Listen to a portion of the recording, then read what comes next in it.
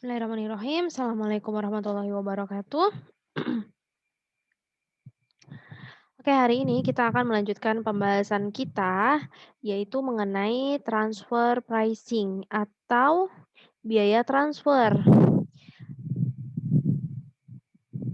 Mungkin sebagian dari teman-teman masih asing nih dengan istilah ini. Yuk kita kenalan dulu. Transfer pricing itu apa sih? Jadi transfer pricing itu suatu kebijakan, ini artinya luas ya, artinya banyak sekali dan luas. Nah, Ibu jabarkan beberapa pengertiannya. Jadi transfer pricing itu adalah suatu kebijakan yang diatur oleh perusahaan untuk menentukan harga transfer atas suatu transaksi, baik harga atas barang, jasa, harta tak berwujud, ataupun transaksi finansial yang dilakukan oleh perusahaan. Nah, transfer pricing ini bisa juga diartikan sebagai besaran harga yang dibebankan suatu usaha individu pada perseroan multi satuan atas transaksi yang terjadi di antara mereka. Atau lebih simpelnya, harga transfer adalah harga barang dan jasa yang ditransfer dari satu pusat pertanggungjawaban kepada pusat pertanggungjawaban lain dalam suatu perusahaan. Bingung? Yuk kita langsung ke contoh.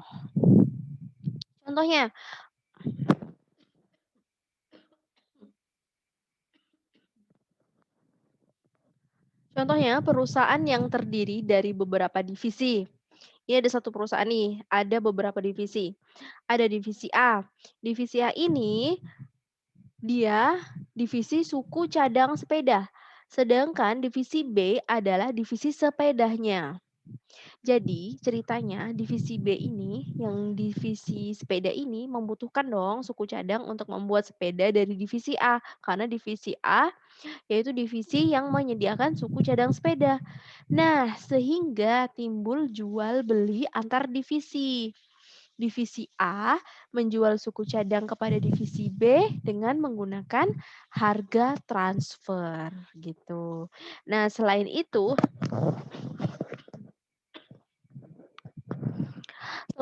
divisi B tidak menutup kemungkinan nih teman-teman untuk mengambil suku cadang dari perusahaan luar atau eksternal dengan membayar sejumlah harga transfer juga. Contoh lainnya gini, PT Persero Garuda Indonesia ini punya anak perusahaan nih, yaitu namanya PT Aerowisata. Nah, PT Aerowisata ini bergerak dalam bidang catering. Nah, pada saat PT Garuda butuh penyediaan catering untuk kepentingan penerbangan, nah PT Garuda ini ngambilnya dari anak perusahaannya, yaitu si PT Aerowisata gitu.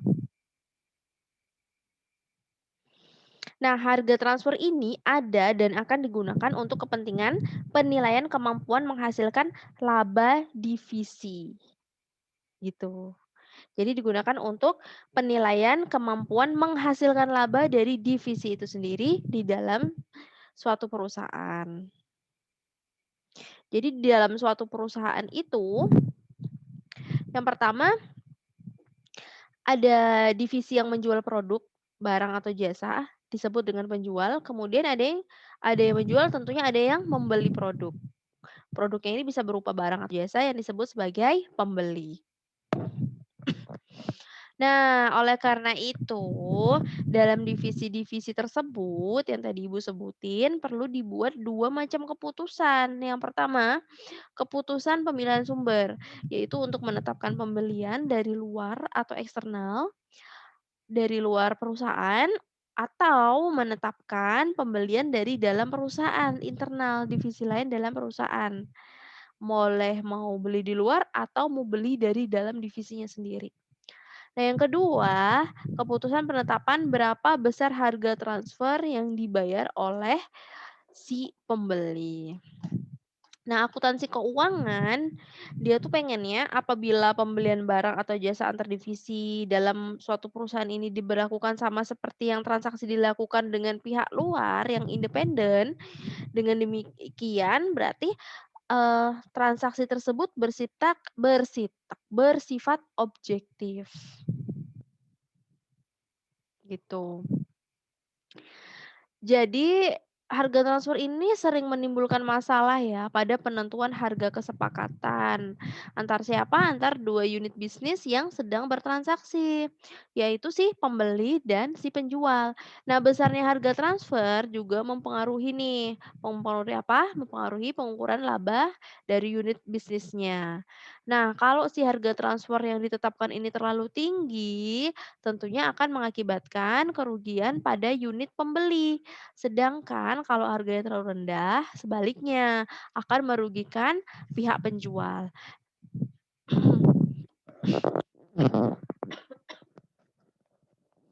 Nah, karena penting banget nih harga transfer, maka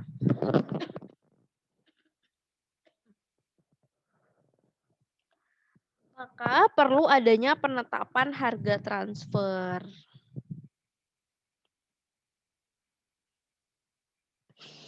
Nah, tujuannya apa sih yang diinginkan dalam harga transfer? Yang pertama, bisa ngasih informasi nih, berapa sih harga yang relevan kepada unit usaha, baik pendapatan atau biayanya.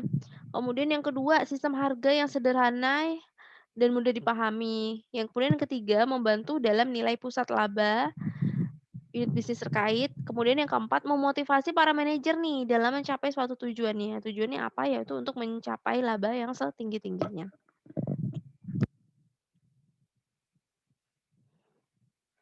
Kemudian untuk penentuan harga transfer sendiri itu dibagi menjadi 4 metode. Yang pertama metode market price atau harga pasar.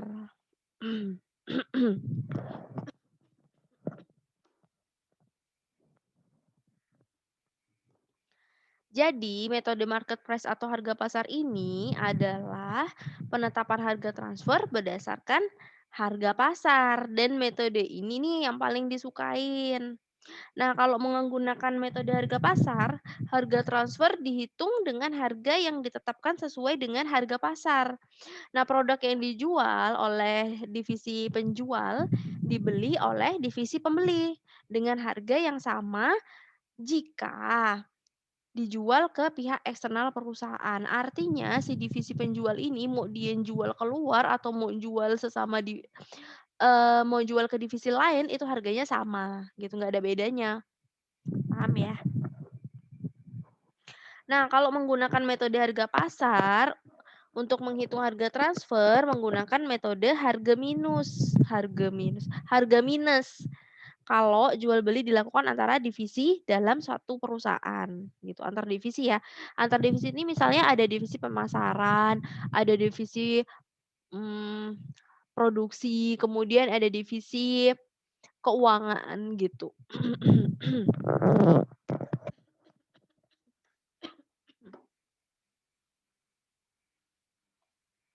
Nah, contohnya seperti ini, harga Nah, contohnya seperti ini, harga yang berlaku di pasar itu sekian, kan.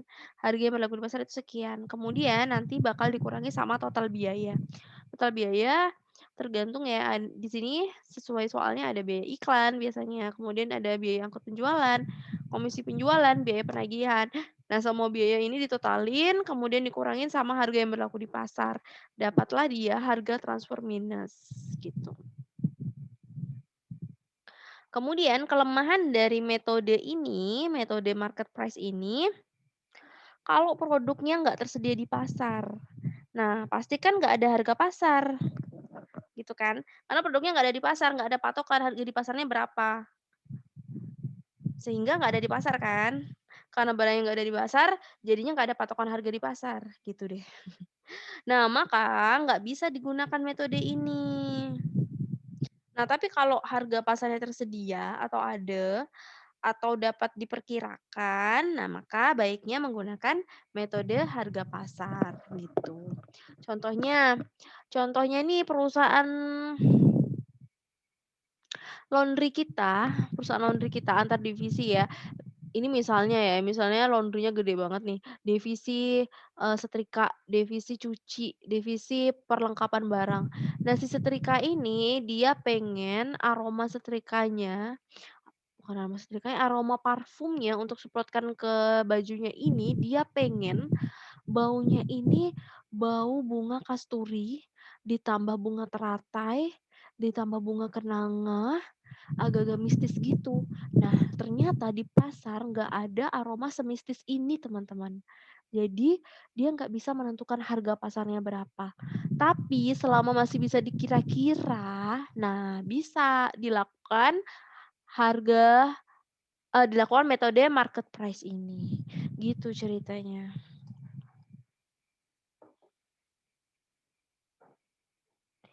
Nah, kalau produk yang ditransfer ini memiliki harga pasar produk merupakan biaya kesempatan, baik bagi divisi penjual ataupun bagi divisi pembeli. Sehingga apa? Sehingga harga tersebut udah merupakan dasar yang adil nih sebagai penentuan harga gitu. Sebagai dasar penentuan harga. Harga apa? Harga transfer dari divisi yang terlibat tadi. Nah, keunggulan dari metode ini, metode market price ini adalah harga transfernya ini cukup objektif. Nah, kelemahannya adalah harga pasar produk atau jasa tertentu yang nggak tersedia. Artinya nggak semua barang ini tersedia loh di pasar, sehingga kita nggak bisa nyontek harganya gitu. Ada lagi yang kedua, yaitu metode harga produk. Nah, metode harga produk ini dihitung berdasarkan biaya-biaya yang dikeluarkan untuk memproduksi barang tersebut, ditambah dengan laba, atau kata lainnya nih, dihitung berdasarkan harga pokok produk yang dijual. Harga pokok produk ini udah Ibu jelasin sebelum dibuka lagi catatannya. Nah, metode si harga pokok ini digunakan kalau nggak diketahui nilai pasar produk atau jasanya, yang kayak tadi Ibu bilang. Ternyata produknya nggak temuin di pasar, jadi nggak bisa ditiru harganya.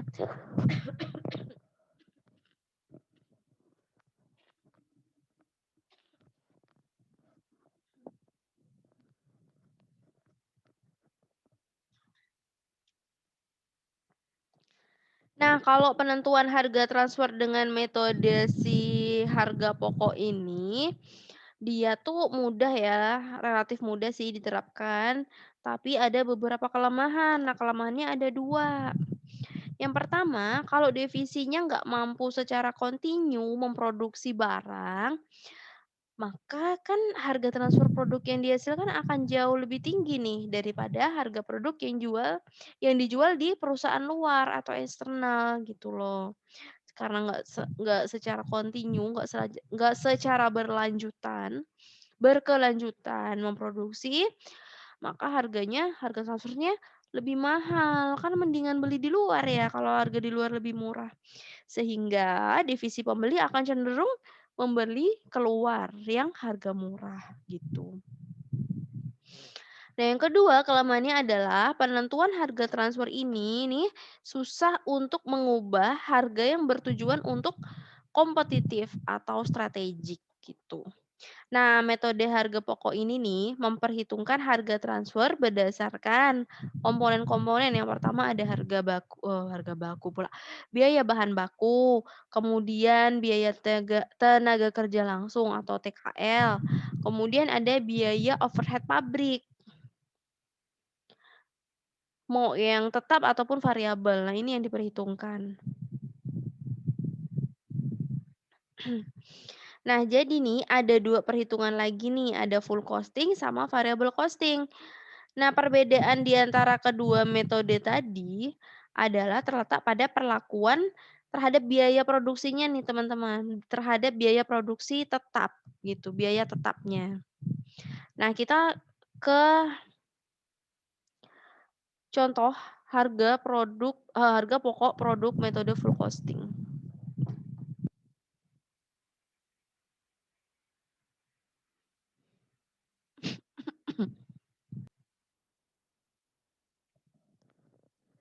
Nah, metode harga pokok tadi yang seperti Ibu jelaskan ada 2 metode lagi nih, ada full costing sama variable costing. Nah, kalau bedanya adalah kalau di full costing ini biaya tetapnya itu dimasukin, sedangkan kalau variabel metode variable costing loh, wah nggak kebuat. Nah, intinya kalau metode variable costing ini si biaya overhead pabrik tetapnya itu nggak ada. Seluruhnya sama, cara ngitungnya sama. Semua biaya itu ditotalin, berapa, kemudian nanti harga pokoknya berapa, kemudian laba yang diharapkan itu berapa, nah harga transfernya berapa, gitu. Sampai sini ada yang mau ditanyakan? Silakan ditanyakan di grup ya. Yang ketiga ada metode negosiasi. Metode ini nih, jadi metode ini nih penetapan harga transfernya nih berdasarkan negosiasi antar kedua belah pihak, antar kedua pusat pertanggungjawaban. Nah, metode ini nih dilakukan dengan cara kedua divisi, yaitu divisi si penjual sama pembeli tadi, menegosiasikan harga produk untuk dijual secara internal, sampai memperoleh kata sepakat harga. Artinya dijual secara internal itu ya dalam suatu perusahaan itu kan terdiri dari beberapa divisi. Nah, divisi salah satunya ada divisi pemasaran sama divisi produksi. Nah, divisi pemasaran ini membeli barang ke divisi produksi, tapi dalam satu perusahaan yang sama. Itu artinya adalah internal, dari dalam ya maksudnya, nggak beli keluar gitu. Nah contohnya ini, PT Abadi mempunyai 2 divisi, yaitu divisi suku cadang sepeda dan divisi sepeda yang saling melakukan transaksi.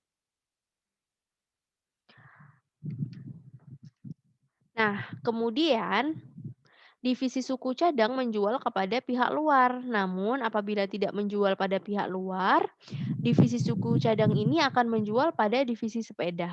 Maka divisi suku cadang dapat menghemat biaya pemasaran dan distribusi. Nah, perusahaan bekerja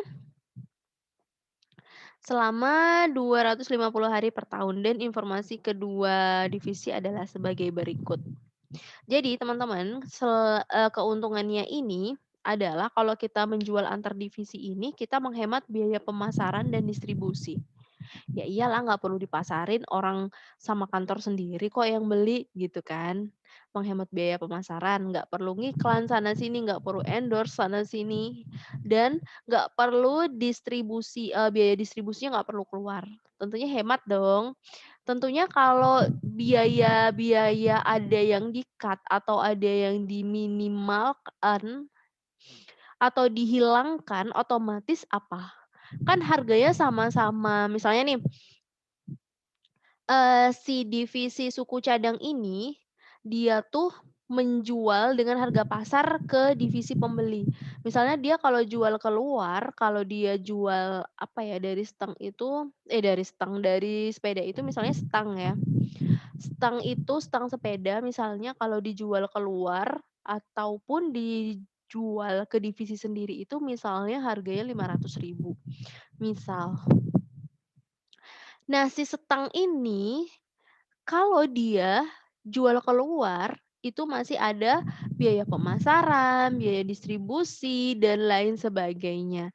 Sedangkan kalau dijual ke divisi sendiri, dia nggak ngeluarin biaya itu. Otomatis apa? Otomatis keuntungan atau laba dari suatu perusahaan itu akan semakin tinggi, walaupun dijual dengan harga yang sama. Karena apa? Karena pengurang biayanya sudah dikurangin, berkurang, bukan sudah dikurangin, berkurang, ya kan. Misalnya tadi dijualnya 500